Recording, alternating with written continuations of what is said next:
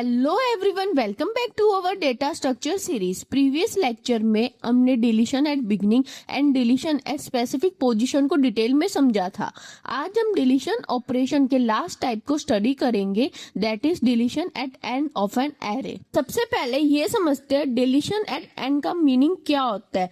Deletion at end का मतलब होता है एरे के लास्ट एलिमेंट को रिमूव करना, यानी जो एलिमेंट सबसे लास्ट में प्रेजेंट होगा उसको हम डिलीट कर देंगे। सपोज करो हमारे पास एक एरे है जिसके इंडेक्स है 0 to 6 and already value stored है 10, 20, 30, 40, 50 एंड 60। तो डिलीशन एट एंड का मतलब होता है लास्ट एलिमेंट को डिलीट करना जो सबसे हाईएस्ट इंडेक्स पे प्रेजेंट है। तो इसमें सबसे लास्ट हमारा कौन सा डेटा प्रेजेंट है, दैट इज 60, और उसका इंडेक्स भी सबसे ज्यादा है ना। तो हम इसमें क्या करते हैं, 60 को डिलीट कर देंगे। सिंपली कुछ नहीं करते हो, जो सबसे लास्ट में एलिमेंट प्रेजेंट होता है उसको हम डिलीट कर देंगे। ठीक है, इतना क्लियर है।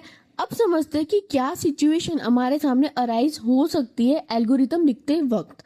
पहली सिचुएशन को समझते हैं। सपोज हमारे पास है int marks of 5 and already value stored है 10, 20, 30 एंड 40। एक हमने एक एरे भी लिया जिसके इंडेक्स बने 0 to 4 एंड ऑलरेडी वैल्यू उसमें स्टोर कर दी हमने 10, 20, 30 एंड 40।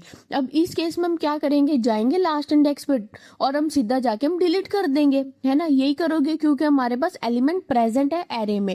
तो जो सबसे लास्ट में एलिमेंट प्रेजेंट है दैट इज 40, उसको हम डिलीट कर देंगे। ठीक है, इतना क्लियर है।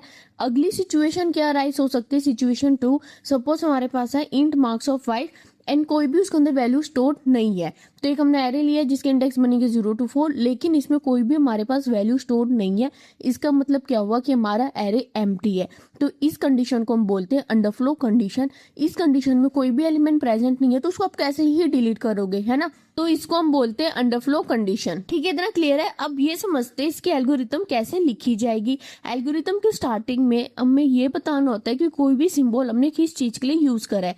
एल हम यूज करें लीनियर एरे के लिए, L B lower bound, U B upper bound and N represented कर रहा है नंबर ऑफ एलिमेंट। उस टाइम कितने नंबर ऑफ एलिमेंट्स हमारे पास एरे में प्रेजेंट है। पहला स्टेप एल्गोरिथम का आता है अंडरफ्लो कंडीशन को चेक करना। अगर हमारा एम्प्टी है तो फिर आप आगे के स्टेप एग्जीक्यूट करके क्या ही करेंगे, अगर हमारा एरे एम्प्टी है, क्योंकि कोई भी एलिमेंट फिर हम डिलीट ही नहीं कर सकते, है ना। तो हमारा सबसे पहला स्टेप आता है अंडरफ्लो कंडीशन को चेक करना। अब उसको आप कैसे करोगे, if n equal to 0 print underflow and exit. अब n इक्वल टू 0 से हमें कैसे अंडरफ्लो पता चल रहा है, एन हमें क्या बताता है कि कितने नंबर ऑफ एलिमेंट्स हमारे पास एरे में प्रेजेंट है उस टाइम।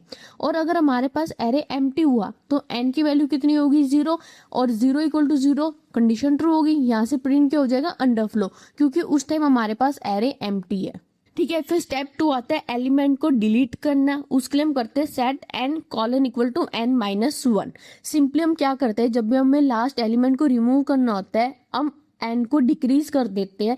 एन क्या रिप्रेजेंटेट कर रहा है, कितने नंबर ऑफ एलिमेंट हमारे पास एरे में उस टाइम प्रेजेंट है।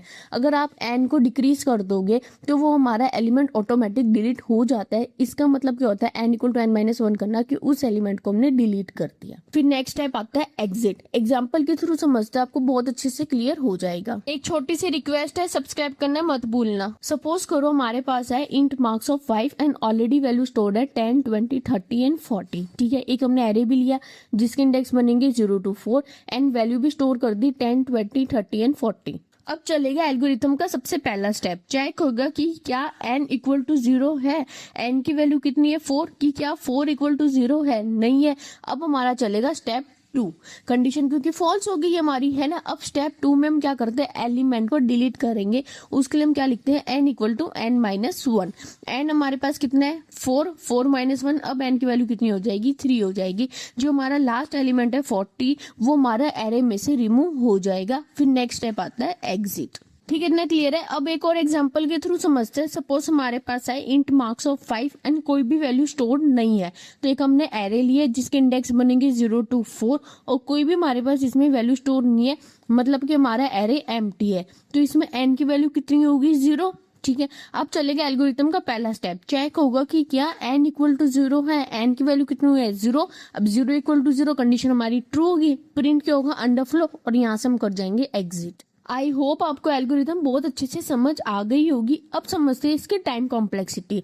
अब इसमें आप ये देखो कि हमने कोई भी एलिमेंट को शिफ्ट नहीं करा है और ना ही कोई एलिमेंट को शिफ्ट करने की नीड है। डायरेक्टली हम लास्ट इंडेक्स पे जाएंगे, मतलब कि जो लास्ट इंडेक्स पे जिस इंडेक्स पे एलिमेंट प्रेजेंट है उस इंडेक्स पे जाएंगे और डायरेक्टली हम उस एलिमेंट को डिलीट कर देंगे। तो इसकी टाइम कॉम्प्लेक्सिटी बनेगी O1। तो दोस्तों ये था आज का लेक्चर। आज के लेक्चर में हमने डिटेल में समझा कैसे हम डिलीट करते हैं एरे के लास्ट एलिमेंट को।